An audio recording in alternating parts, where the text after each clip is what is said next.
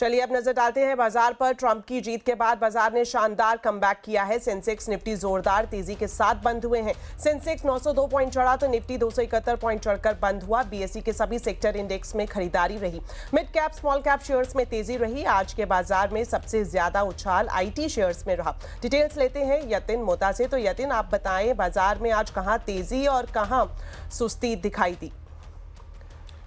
देखिए, ओवरऑल अगर हम मार्केट्स की बात करें तो आज रिकॉर्ड रैली हमने देखी और निफ्टी 50 के गेनर्स की बात करें तो ओवरऑल बेसिस पे काफ़ी शानदार यहाँ बाजार का परफॉर्मेंस रहा। निफ्टी और बैंक निफ्टी में भी आपको ओवरऑल तेज़ी का ही मूड माहौल दिखाई पड़ा।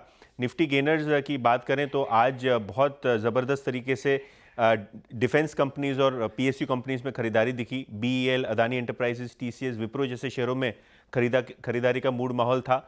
फ्लिप साइड पे लाइफ इंश्योरेंस कंपनीज और टाइटन रिजल्ट्स के बाद थोड़े बहुत फीके नजर आए और इसके अलावा इंडसइंड बैंक में भी आपको 1% का डाउनटिक देखने को मिला। मिड कैप्स में काफ़ी अच्छी खरीदारी रही। जो ओवरऑल बेसिस पे अगर हम देखें तो ईएमएस कंपनी यानी इलेक्ट्रॉनिक मैन्युफैक्चरिंग कंपनी जैसे कि डिक्सन टेक्नोलॉजीज, यहाँ बहुत सारी खरीदारी देखने को मिली। और फ्लिप साइड पे अगर हम बात करें तो Hindustan zinc, max financial, Sundaram finance जैसे काउंटर्स में भी आपको थोड़ी बहुत वीकनेस आती हुई नजर पड़ी। शुक्रिया यतिन इस पूरे मार्केट अपडेट के लिए। तो ट्रंप की जीत का आईटी सेक्टर को फायदा मिलने की उम्मीद है, ये कहना है कैपिटल माइंड के फाउंडर एंड सीईओ दीपक शेनॉय का। सीएनबीसी आवाज से खास बातचीत में दीपक शेनॉय ने ट्रंप की जीत का भारतीय बाजारों पर क्या असर होगा इस पर बातचीत की है। आइए आपको दिखाते हैं। एक तो आईटी कंपनीज खुद अपने टैक्सेस जो यूएस में पे करेंगे, क्योंकि इनकी सारी जो आईटी कंपनीज है उनके यूएस सब्सिडीज होती हैं, वो यूएस में ही टैक्स पे करते हैं। तो उनके डायरेक्ट टैक्स बेनिफिट एक होगा और इनडायरेक्ट स्पेंडिंग बेनिफिट होगा, क्योंकि कस्टमर ज़्यादा स्पेंड कर सकेंगे। लेकिन पॉलिसी क्लैरिटी के बाद आई थिंक वो अनसर्टेनिटी निकल जाती है और अगले साल के बजट्स में लोग फिर जैसे कंपनीज हैं अपने अगले साल की जब स्पेंडिंग का मतलब प्लानिंग करेंगे, तो आई थिंक आईटी कंपनीज को ज़्यादा एटलीस्ट क्लैरिटी मिलेगी कि आगे बढ़ के क्या होने वाला है। हमारे हिसाब से आईटी कंपनीज को एटलीस्ट टेम्पोररीली थोड़ी सी रिप्रीव मिलेगी, लेकिन उनके जो लार्जर थ्रेट्स हैं, एक वो कि जैसे एआई आके उनके बिजनेस को और आई थिंक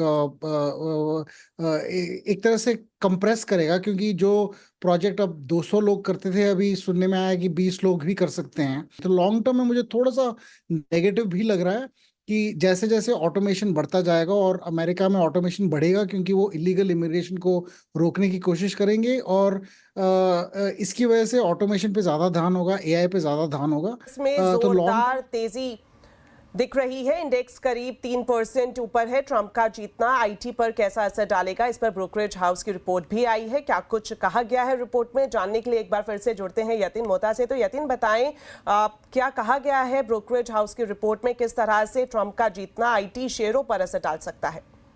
देखिए, ट्रंप ने अपने जो अभिभाषण में ये कहा था कि वो यूएस के टैक्स रेट घटाने वाले हैं और ओवरऑल जो इन्वेस्टमेंट है यूएस में वो ज़्यादा करने वाले हैं। जिस हिसाब से अगर यूएस कॉर्पोरेट्स को फ़ायदा होता है तो उनकी डिस्क्रिशनरी स्पेंड में बढ़ावा होगा, जिसका फ़ायदा इंडियन आईटी कंपनीज को होता हुआ दिखाई पड़ेगा। इनफैक्ट जो मजबूत डॉलर की स्थिति है उससे भी आईटी की कंपनीज के रियलाइजेशंस और मार्जिन्स पे एक पॉजिटिव इंपैक्ट पड़ेगा।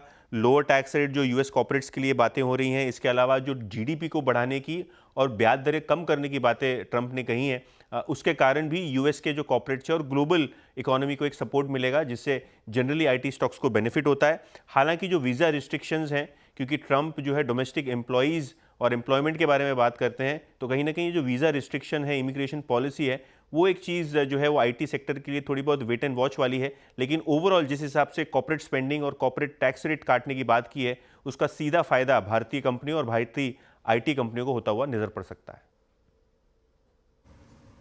शुक्रिया यतिन इस पूरी जानकारी के लिए। तो अमेरिका में डोनाल्ड ट्रंप की वापसी के क्या मायने हैं और ट्रंप के राष्ट्रपति बनने से भारत के साथ रिश्तों पर क्या होगा असर, आज आवाज अड्डा में इसी पर होगी बड़ी चर्चा शाम 7:57 पर।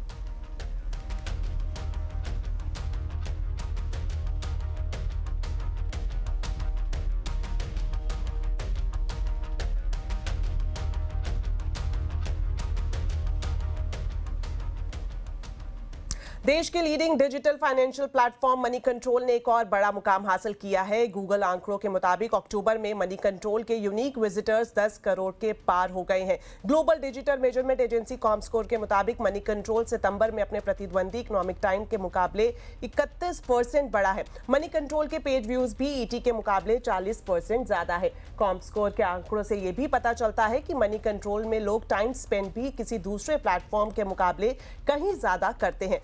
सितंबर में करीब 407 मिलियन मिनट्स टाइम स्पेंड के साथ मनी कंट्रोल सबसे आगे है। Premium service platform money control pro के भी अभी हाल ही में 10 लाख सब्सक्राइबर पार हुए हैं। आपको बता दें, मनी कंट्रोल नेटवर्क 18 का हिस्सा है।